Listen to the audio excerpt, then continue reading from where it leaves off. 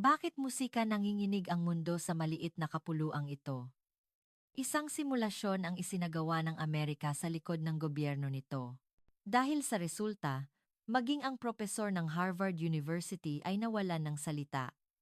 Teoretikal, imposible ang datos na iyan, ang sabi. Isang dalubhasa sa militar ng Rusya ang nagsabing mas nakakatakot ito kaysa sa mga sandatang nuklear, at ito ang bansang hinihinga ng tulong ng NATO. Hindi ito isang superpower sa militar o sa yaman ng likas na kalikasan. Ito ay ang Pilipinas, kung saan tayo naninirahan. Isang pagkabigla na bumaligtad sa mundo. Ano kaya ang nakita nila sa Pilipinas? Hindi lamang ito kapangyarihan sa ekonomiya. Hindi lang din ito kakayahan sa teknolohiya. May isang lihim na nakatago roon na kayang palitan ang lahat ng aklat-aralin sa buong mundo.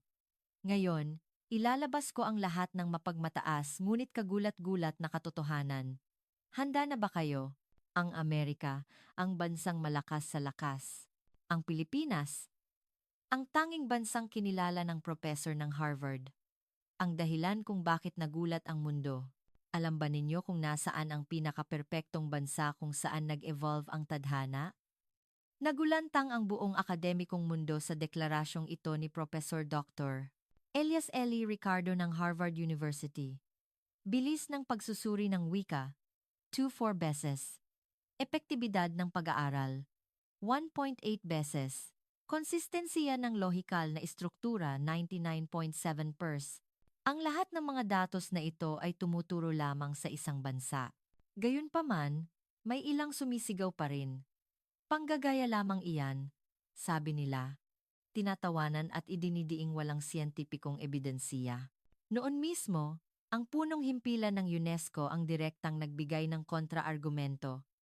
Ang Pilipinas ay isang kagalang-galang na bansa na nag-evolve mula sa sistema ng pagsulat patungo sa kultura at pagkatapos ay sa sibilisasyon. Ngayon, sabay-sabay na nagtanong ang buong mundo. Ang direksyon ba na tinatahak ng sangkatauhan ay ang bansang iniisip natin? Dadalhin ko kayo sa nakakagulat na eksena na iyan ngayon. Ang nakakagimbal na kuwento na nagmula sa Amerika. Simulan na natin. At mangyaring mag-iwan ng komento kung saan kayo nanonood.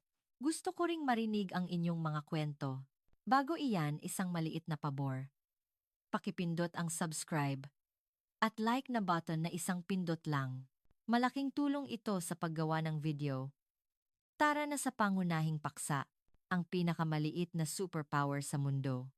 Puno ba ng kontradiksyon ang mga salitang ito? Ganoon din ang naisip ko. Ngunit nang makita ko ang isinulat ni Professor Ricardo sa pisara, nagbago ang lahat. Ang Pilipinas ay bansa na nagpapagalaw sa mga superpower ng walang sandata. Tumingin ang propesor.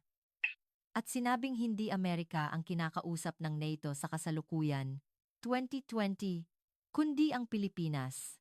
Tumigil ako sa pagsusulat sa aking notebook at tumitig sa screen. Puno ito ng mga kontrata mula sa iba't ibang bansa sa Europa na nagpapakita ng pag-aampon ng mga kagamitan at teknikal na tulong na gawa sa Pilipinas. Sa halip na sa Amerika, paniwalaan ba ninyo iyan? Magandang hapon. Ako si Maria. Nag-aaral ako ng International Politics sa Harvard. Noon iyon, Marso 11, 2025, sana ay nagsusulat ako ng tesis sa aklatan kung hindi ako hinila ng kaibigan kong si Chloe. May espesyal na panayam si Professor Ricardo. Ang paksa ay ang Pilipinas. Kaya mukhang interesante, ang sabi niya, at hinikayat akong sumama. Sa totoo lang, hindi ako masyadong umasa. Kapag Pilipinas, ang naisip ko lang ay ang masasarap na pagkain o ang mga sikat na Pilipino sa entertainment. Pero nang pumasok ako sa malaking lecture hall sa paanan ng main building, may kakaiba akong naramdaman. Halos 200 estudyante na ang punong-puno at may mga nakatayo pa sa pasilyo. Nakita ko ang titulo ng panayam na nakasulat sa pisara. Ang bansa na nagpapabagsak sa konseptual na limitasyon. Bulong ni Chloe. Ang drama naman ng titulo. Muntik na akong matawa. Pagbagsak sa konseptual na limitasyon. Posible ba iyan para sa isang bansa Ngunit nang umakyat si Professor Ricardo sa entablado, tumahimik ang buong silid panayam. Ang professor ay tila nasa huling bahagi ng 60s musika, kalmado ngunit may karisma. Hinawakan niya ang mikropono at dahan-dahang nagsimula. Sinabing ang kwento na ibabahagi niya ngayon ay hindi lang pagsusuri sa isang bansa, kundi tungkol sa kung paano muling inaayos ang kaayusan ng mundo. Malakas ang kanyang tinig. Nagsimulang magbago ang atmosfera ng silid panayam. Pindutin ng professor ang remote at isang larawan ang lumabas sa screen. Sinimulan niya ang paliwanag. Sinabing kuha ito noong dumalo siya sa isang internasyonal na forum sa Brussels noong nakaraang buwan. Sa larawan, may ilang scholar na nakaupo sa paligid ng isang round table. Doon ko nakilala ang isang dalubhasa sa pagtatanggol mula sa isang bansang makapangyarihan.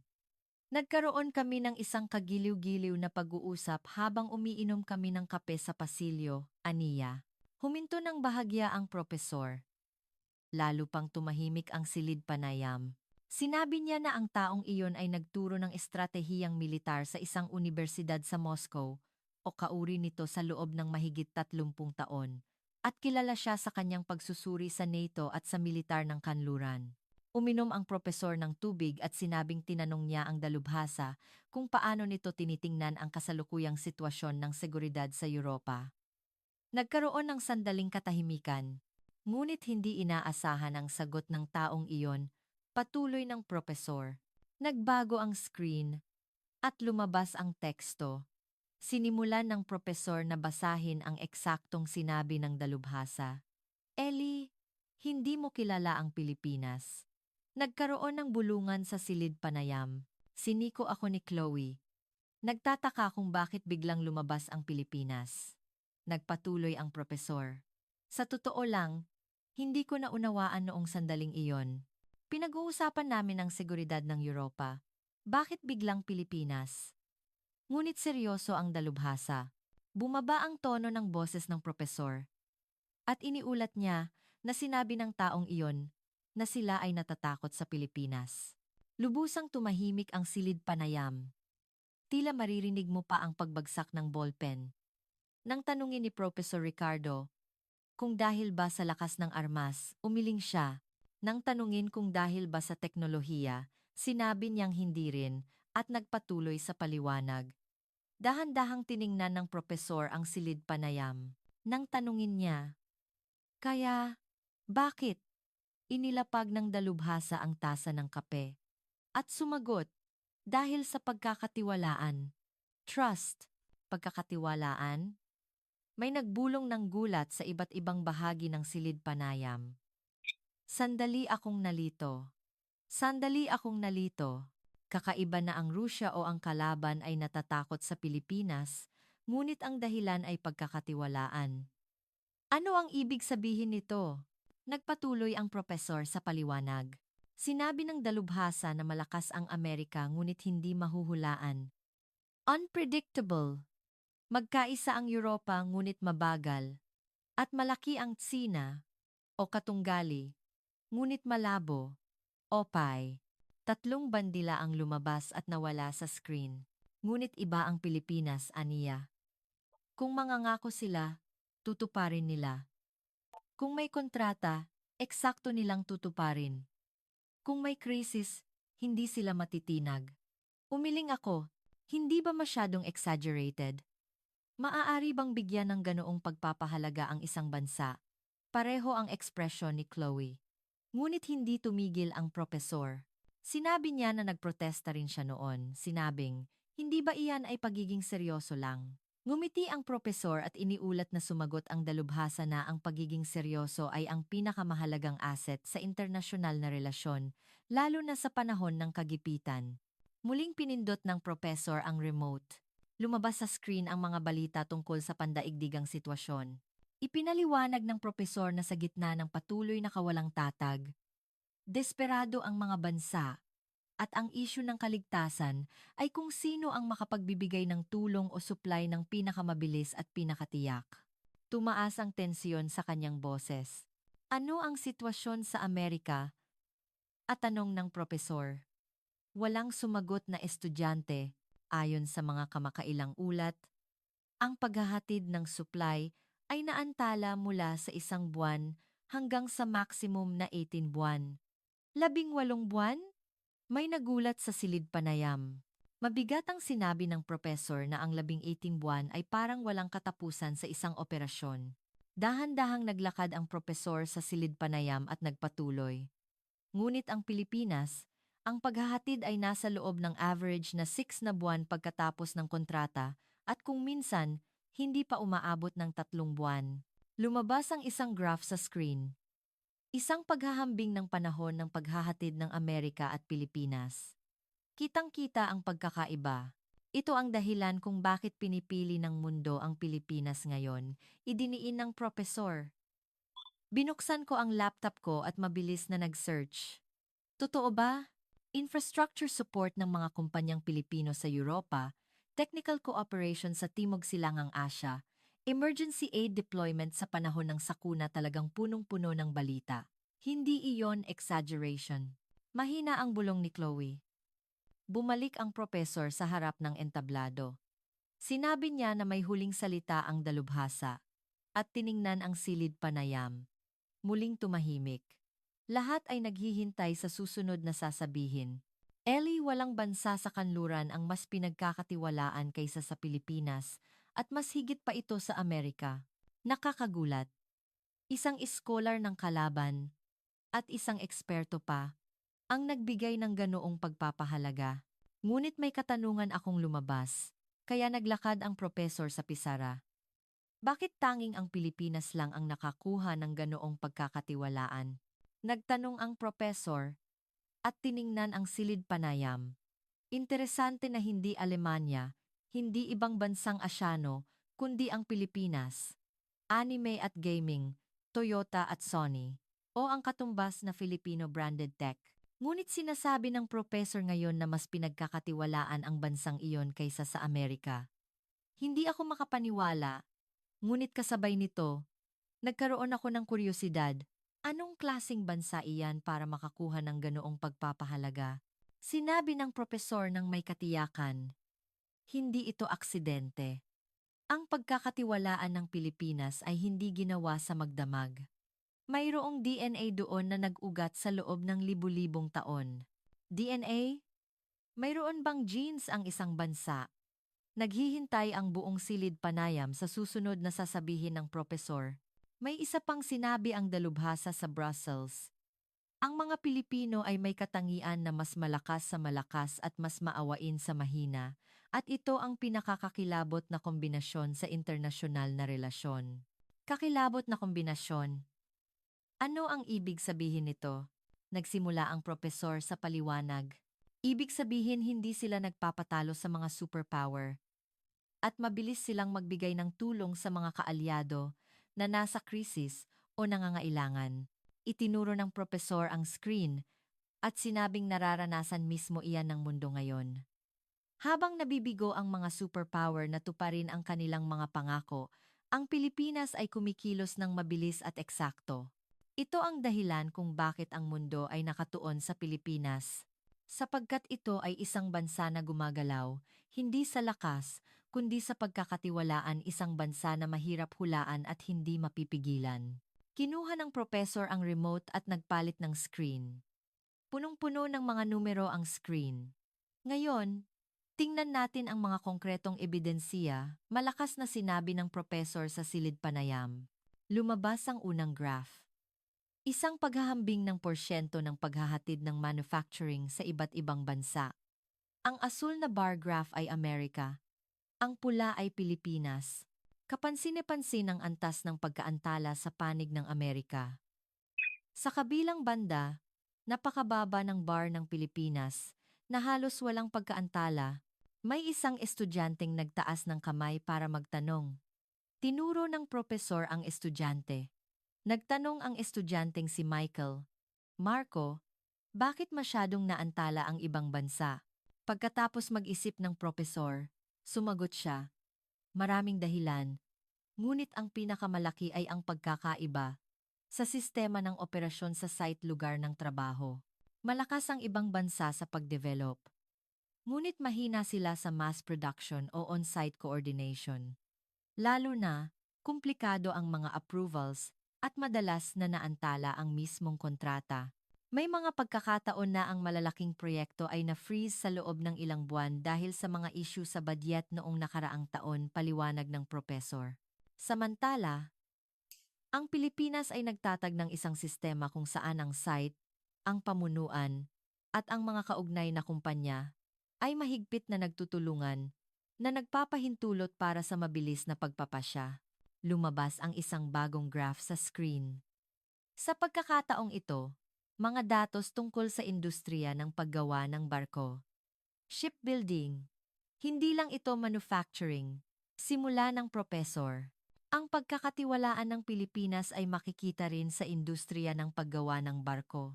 Ang screen ay nagpapakita ng teknikal na pagpapahalaga sa pinakabagong global shipbuilding market. Ang Pilipinas ay nakakakuha ng napakalaking pagpapahalaga sa high-value vessel market hull, LNG carriers, next-gen container ships, offshore plants. Sinasabi na ang teknolohiya ng Pilipinas ay mahalaga sa mga advanced na sektor ng barko. Muling tiningnan ni Chloe ang mga numero na isinulat niya sa tabi ng kanyang notebook. Hindi siya makapaniwala. Nagbigay ang propesor ng isang kagiliw-giliw na halimbawa. Kamakailan, humingi ng tulong ang gobyerno ng Amerika sa Pilipinas para buhayin ang sarili nitong shipbuilding industry. Opisyal na inanunsyo na ang isang kumpanyang Pilipino ay mag-invest ng malaking halaga at magbibigay ng teknikal na patnubay sa mga shipyard ng Amerika. Nakakagulat na ang Amerika ay naghahangad na matuto sa Pilipinas. Lumabas ang larawan ng loob ng isang shipyard sa screen. Isang malaking barko ang ginagawa. Nagsimula ang propesor sa paliwanag. Ang mga shipyard ng Pilipinas ay matagumpay na nakapagtatag ng digital ship system.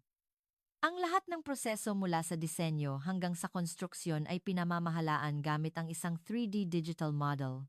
At ang artificial intelligence ang nagtatakda ng naka-optimize na iskediul ng produksyon. Ano ang ibig sabihin nito? Ipinaliwanag ng propesor sa simpleng paraan. Noon, kailangan ng libu-libong blueprints para makagawa ng isang barko, at kung may pagbabago sa disenyo, kailangang isulat muli ang lahat.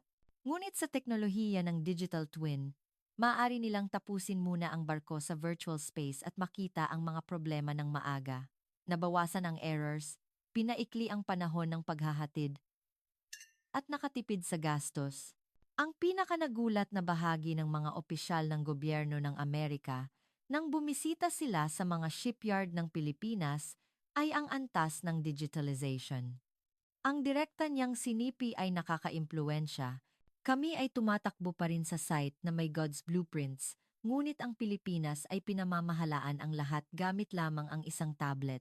Ang pagpapahalaga ay ang pagkakaiba sa teknolohiya ay umaabot na sa mahigit 10 taon. Nagpalit ng slide ang propesor.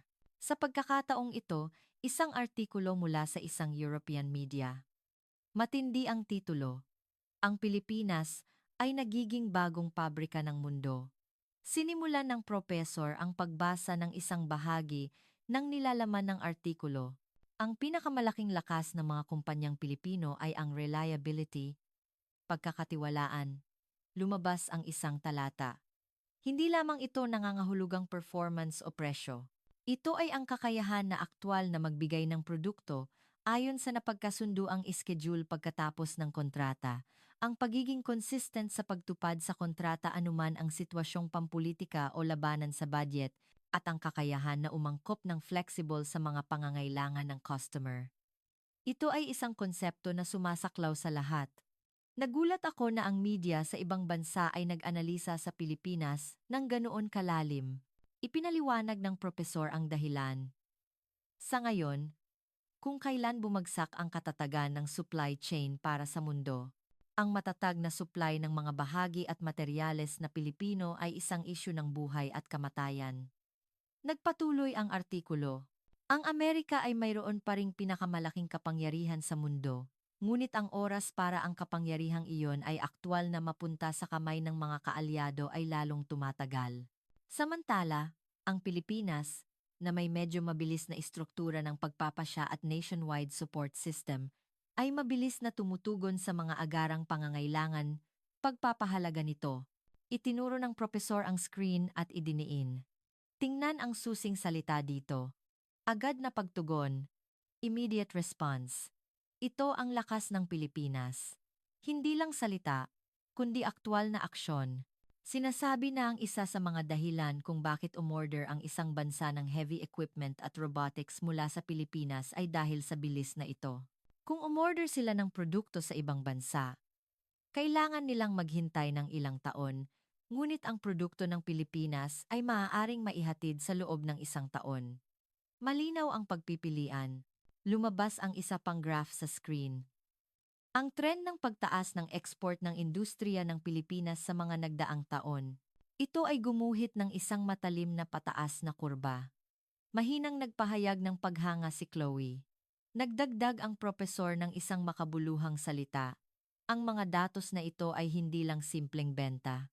Ito ay isang tagapagpahiwatig kung gaano nagtitiwala ang mundo sa Pilipinas. Ang pagbabayad at pagbili ng mga bagay ay nangangahulugang ipinagkakatiwala mo ang infrastruktura ng iyong bansa at nangangahulugang ipinaglalaban mo ang kinabukasan. Iyon ang pagpipili ang ginagawa nila para sa Pilipinas. Nagpalit ng huling slide ang propesor. Ito ang conclusion ng artikulo. Ang pinakakakilabot na dahilan ng Pilipinas ay hindi teknolohiya, kundi pagkakatiwalaan. Malaki ang pagkakasulat ng pangungusap. Dahan-dahang binasa ng propesor. Ang Pilipinas ay isang bansa na naghahatid ng pagkakatiwalaan. At ang pagkakatiwalaan ang pinakamalakas na sandata. Tahimik ang silid panayam na parang pigil ang hininga. Tila iniintindi ng lahat ang pangungusap na iyon. Paghahatid ng pagkakatiwalaan. Hindi nagbebenta ng bagay, kundi nagbebenta ng tiwala. Hindi ako makapaniwala na ganoon ang paglalarawan. Kasabay nito, kinilabutan ako. Talaga bang ganoong bansa? Inilapag ng propesor ang remote at sinabi. Ang lahat ng mga numero at halimbawa na nakita ninyo ay tumuturo sa isang katotohanan. Ang Pilipinas ay hindi na isang maliit na kapuluan sa silangan, kundi isang bansa na inaasahan ng mundo. At ito ay hindi dahil sa lakas, kundi dahil sa pagkakatiwalaan. Nakita ko ang mga estudyanteng tumatango sa iba't ibang bahagi ng silid panayam. Ngunit may nananatili pa ring tanong. Paano? Paanong naging posible ito? Hindi ba ang Pilipinas ay isang bansa rin na may mga problema? Nagulo ang isip ko. Sapat na ang ebidensiya, ngunit malabo pa rin ang dahilan. At alam din iyon ng propesor. Handa siyang magtanong ng susunod. Dahan-dahang naglakad ang propesor sa pisara. Kumuha siya ng yeso at nagsimulang magsulat ng isang tanong sa malalaking letra. Bakit Pilipinas? Ang lahat ng ebidensiya na nakita natin ay nagsasabi ng isang katotohanan. Malinaw na ang Pilipinas ay isang bansang pinagkakatiwalaan. Ngunit hindi tayo maaaring huminto rito. Hindi ito maipapaliwanag ng simpleng teknolohiya. Malakas din ang Alemanya sa teknolohiya, at ang Amerika ay may pinakamahusay na advanced technology sa mundo. Kaya, bakit hindi sila, kundi ang Pilipinas ang pinili ng mundo? Mabigat na lumapag ang tanong ng propesor sa silid panayam. May nagtaas ng kamay sa likod ng silid panayam. Tinuro ng propesor ang estudyante. Si Marco, isang estudyanteng Pilipino o PhilAm. Kilala siyang laging nagtatanong ng lohikal at matatalim na tanong. Binuhat ni Marco ang kanyang laptop at nagsimula. Professor, ang mga datos na ipinakita ninyo ay kagiliw-giliw, ngunit may isang bahagi na hindi ninyo napansin. Ang teknolohiya ng Pilipinas ay marami ring inangkat mula sa kanluran. Simula pa noong panahon ng pagbabago, at ang pag-unlad pagkatapos ng digmaan ay resulta ng tulong ng Amerika.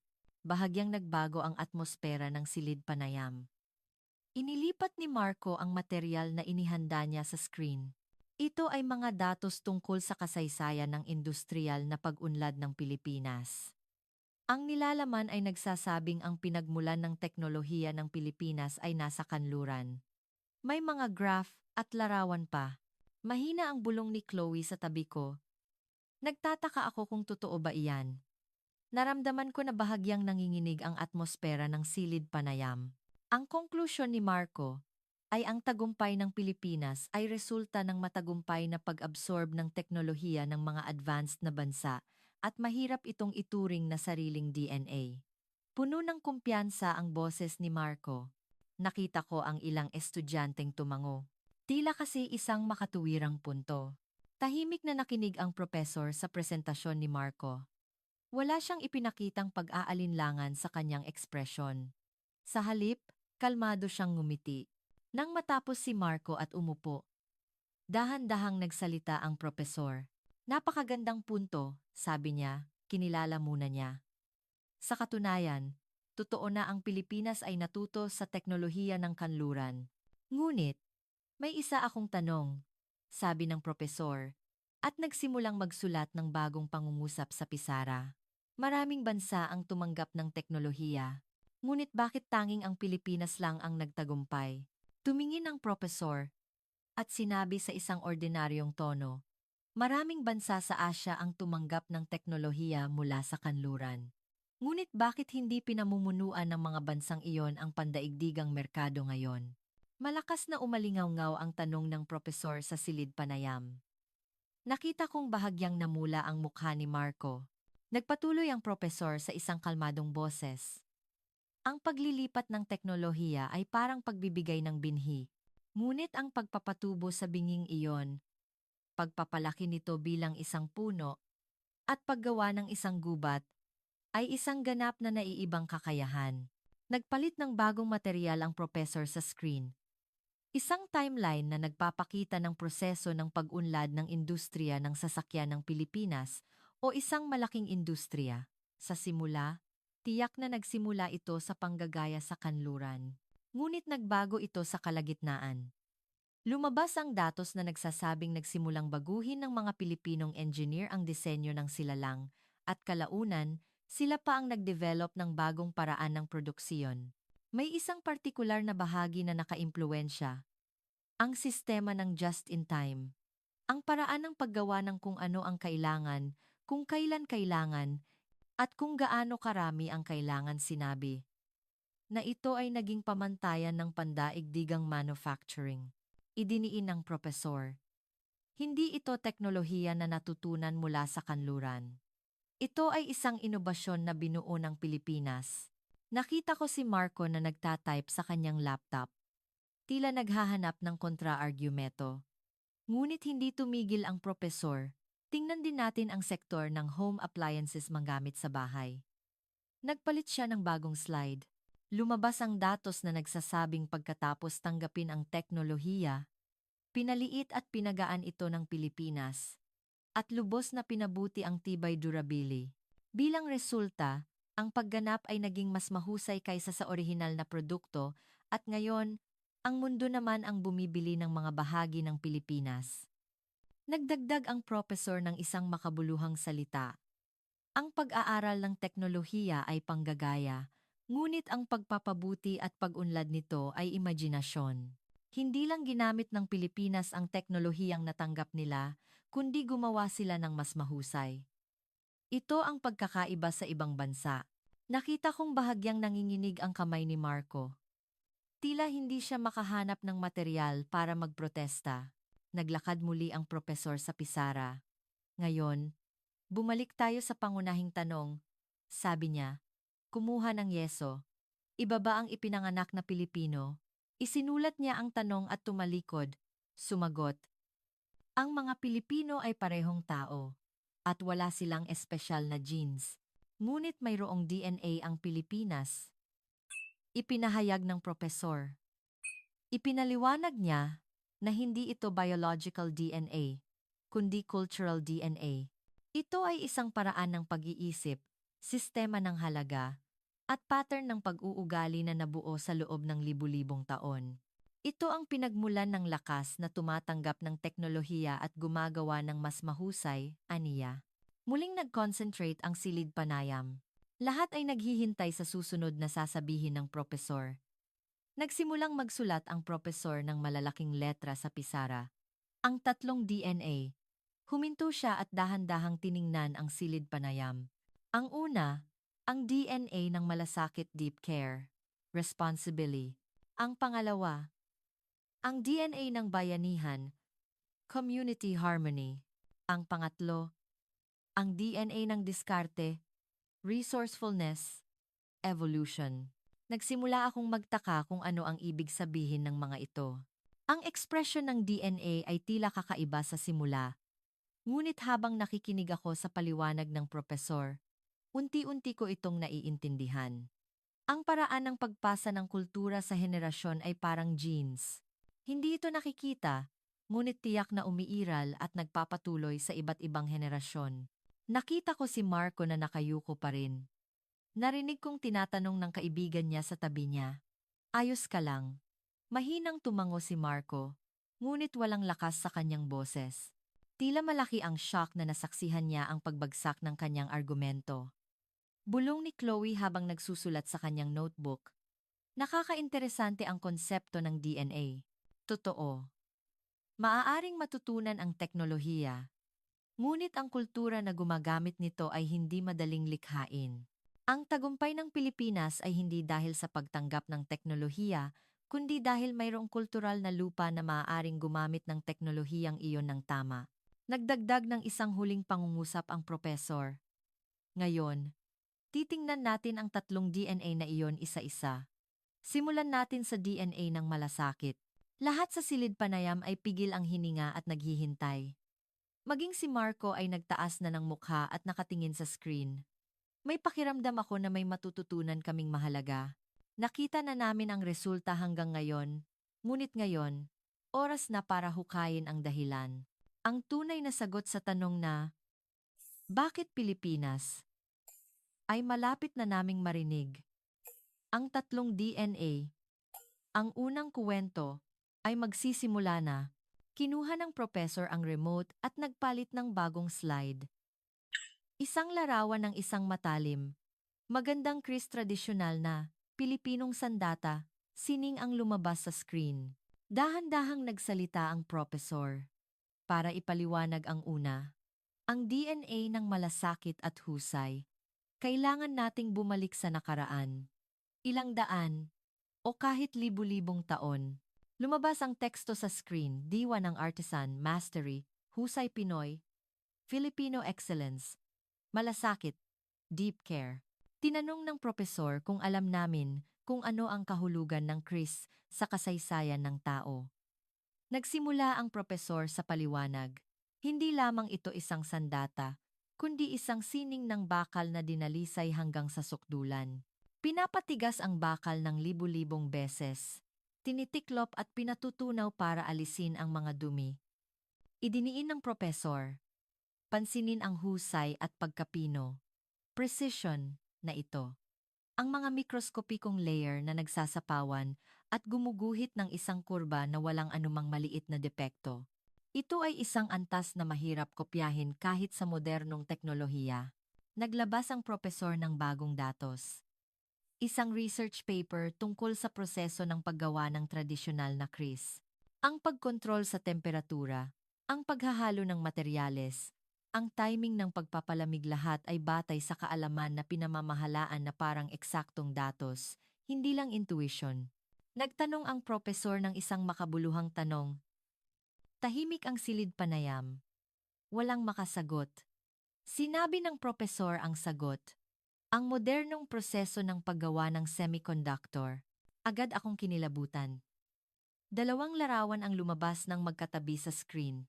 Sa kaliwa, isang panday na Pilipino ang nagpapatunaw ng bakal. Sa kanan, ang proseso ng paggawa ng wafer ng semiconductor. Sinimulan ng propesor ang paghahambing isa-isa.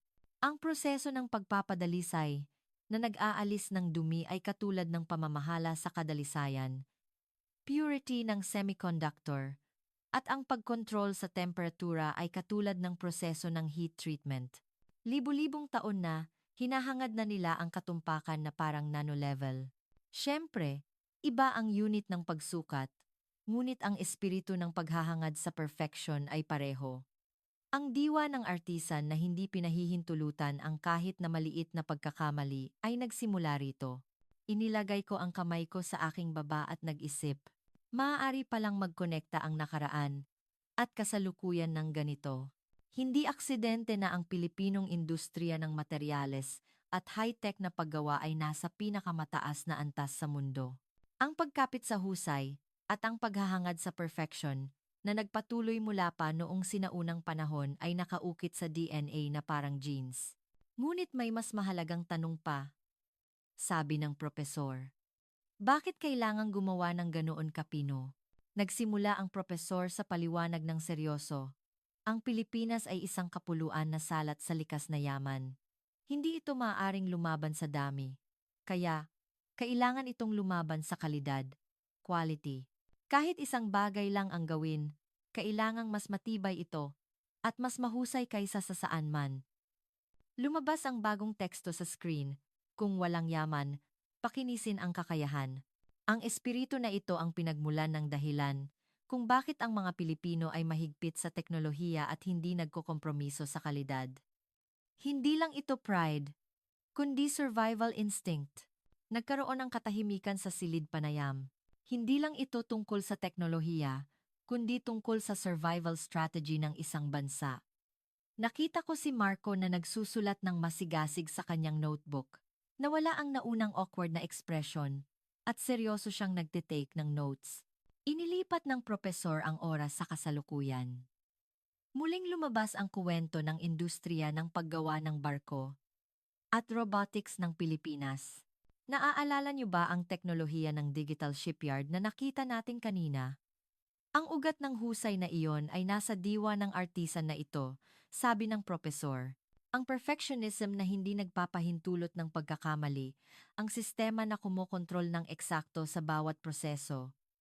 Ang lahat ng ito ay minana mula sa DNA ng mga ninuno. May isang partikular na bahagi na nakaimpluwensya.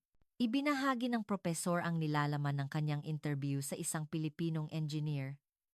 Hindi kami nagpapahintulot ng 0.1 millimeters na pagkakamali dahil kung masisira ang pagkakatiwalaan, wala nang susunod na pagkakataon. Ito ay mga salita na puno ng responsibilidad at malasakit. Nagdagdag ang propesor, ito ang diwa ng mga artisan. Ang responsibilidad na kung gumawa ka ng hindi perpekto, maaaring malagay sa panganib ang buhay ng gagamit nito. Kaya, hinangad nila ang perfection. Ang huling slide ay lumabas sa screen. Ang lahi na lumalakas tuwing may krisis. Nagsimula ang propesor sa paliwanag. Kung titingnan mo ang kasaysayan ng Pilipinas, sa tuwing may krisis o kahirapan, nalampasan nila ito sa pamamagitan ng teknikal na inobasyon. Pagkatapos ng digmaan, gumawa sila ng mga produkto na may pinakamataas na kalidad sa mundo mula sa wala, at noong panahon ng oil shock, dinalisay nila ang teknolohiya ng energy saving. Bakit? Nagtanong ang propesor. Madali lang ang sagot. Dahil alam nila na ang krisis ay pagkakataon para sa pagbabago at para mabuhay, kailangan nilang mag-evolve. Nagsimulang tumibok ang puso ko. Hindi lang ito isang lecture sa kasaysayan. Ito ay isang oras ng pag-analisa sa survival behavior ng isang bansa. Nagsimulang lumitaw ang isang dambuhala na naguugnay mula sa dulo ng isang maliit na krisis hanggang sa tagumpay ng modernong Pilipinas. Gumuhit muli ang propesor ng mahabang guhit sa pisara. DNA ng husay. Ginawang pagkakataon. Ang krisis sa kaligtasan. Tumingin siya sa silid panayam. Pagkatapos tapusin ang pagbubuod.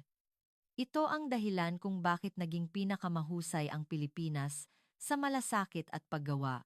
Ang binhi na itinanim ng mga artisan libu-libong taon na ang nakalipas ay namumulaklak ngayon. Nagsulat ako sa aking notebook habang gumuguhit ng guhit. DNA ng husay. DNA ng survival. Ngayon, nagtataka na ako tungkol sa pangalawang DNA. Uminom ng tubig ang propesor at huminga. May mga bulungan ang mga estudyante sa iba't ibang bahagi ng silid panayam. Naglakad muli ang propesor sa pisara. Kumuha siya ng yeso at nagsimulang gumuhit ng isang malaking bilog.